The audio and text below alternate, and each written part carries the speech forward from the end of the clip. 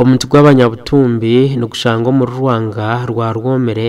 omuruka gwa Rwanga omuri Kanungu Town Council. Izina ryago n'omuntu gw'abanyabutumbi. Abatura abarukumanya omutogu nibajanga nugutangaza buri omu kuguhikaho kandi ngutwire nukore byo kutangaza. James bavuga zikama no mumba rukumanya ibyafayo byo mutogu kandi nagira ngo guketwa omuntu gw'abanyabutumbi ahawa abantu abanyabutumbi ababanze kutura omwanya gwa Rwanga ogugurumu ekyabire nicetwa ekyaro kya Rwanga myeto omyaka yira. Omutogu gwine emyaka erikweshoba mu 300 no guhebwe kitinisa abantu ba Kanungu na kigezo kutwarira hamwe kandi abarambuzi nibakiro kuguhikaho okugureba. Tushangaho ubuzima twe n'abantu bona barakitira nati tini wo kugera ku kitemo ikejambi yapana n'abajungu bijega kunuya ambere bijega kunubanye tatuzaho kubagambira ko kwase yaje fishiti ingo hina abajo ahera abajamani 10 bize n'abakazi babo bagira bate mikono bacehinguriza umukono hagundi mu bacihinguriza rero habaho photographer uko batemisha. Tutayire Charles Batenda omumba gurutsi abanyabutumbi atugambire ngo hariho umuzungu waragiro omumba kozwe okugutema kandi ko bagutira empango yo kubanza gwajwe Shagama nyakugutema akagwiraro aho naho.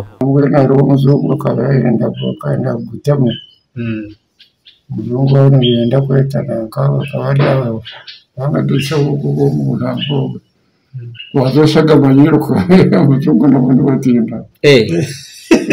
umuzungu akaza gutema gwagushaka bambaho gwaje Shagama ubwo murenza kaka murenza taragenzira cyane ubwo kaka wakicaje uraza gutema yashara yawe mu kigo yaza bocera hoja gutema yatema uko yatemewe Shagama ko yazire muzungu yiruka aho yakubaho yamukoratira bakariya gukorwa marezi abakicizibwero. Batenda owazirwa mu mwaka gwa 1933 yatugira ngo wakuza kuzarwa akashanga omutogo gwakurire kimwe kazarwa 33 kubagwa biro gwabiro gukorwa katugumana ukurana kugona kugana genda bifite sebodi mwana n'ushigaza nakora abaza tukabantiro tubatiro tukabanga kujya wawe batiro abanyabutumbe nubajangwa hansi yo mutogu rikabari yishazi no abantu babire bashutamo kucyobora okucemanja no kushabiraho aruga abaganda bari kwijana motoka zabo bapakinga hanuya bashanga bine miteka yabo bazire banyami mukasheshi ibintu bari kugenda bene nibije mu kushabiraho nibije mu mwebazo nkashe 12 bararaho mukashe ibintu kane bagenda kirabo bazateka bariraho abo bagenda wabo bahita mu banyeraho bagenderaho batwara kujenderaho n'ubundaga unakajangiraro n'ondizo n'abambere yanda kubekwagira ngo gutema nawe yaburatema nawe yabindi. Abanyabutumbi nibo bantu babire nubakiza yokoreso mutogu koreraho imigenzo itari yemwe nemwe no kugwicererezamo ansi yo mutogu hakaba hatura hengwe eyabire turanerinda mani g'abanyabutumbi no mutogu hasema branches kira protecting aho hakaba engwe kurara hasi ico kiti iri ku protecting powers z'abanyabutumba aho kandi bakaba bagira ngo wakitema urekora akakitema ukano survive the night mutogo tukaguyaho ahubwo kwa n'ibyo buhango neco buhangwa kitu nitukikunda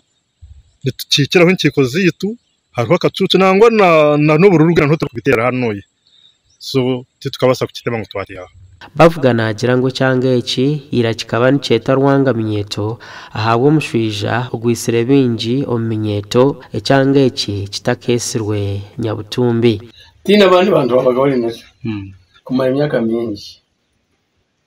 kandi nibo bagakikozesa ibyo barakikozesa n'imihango y'abajabutumbi no mu kazi warema bakaba batanga bamutwara gaho umusharira imaja wumva kiti bweno kikaba kindi respect. Lois Chakunzire webyo burambuza wa district ya Kanungu nashaba barukutura hihe no mutogo okugurinda baburijo omukuma emitiyo y'enzarwa nibaganirwamo miringo nyingi akokuba tukubanza nekola nk'emibazi then emitejo some of them nileta n'abarambuzi abarambuzi abo nibaleta sente so communities omwejo mtini eri kushangwa kwiye kweorganizinga bakafominga nka association then bakatandika kukolaho ebintu nko kuzina nko kuruka nko kubazira abageni ko bari kwija barebe biti bakaba entertaininga communities noshanga baba paid up abahango nubajangwe miti yenzarwa nebindi byafayo byaba bikumirwa kurunji ni chwero kongera entatse yihanga kurabira umburambuzi gasha kwa Hweza Wilfred.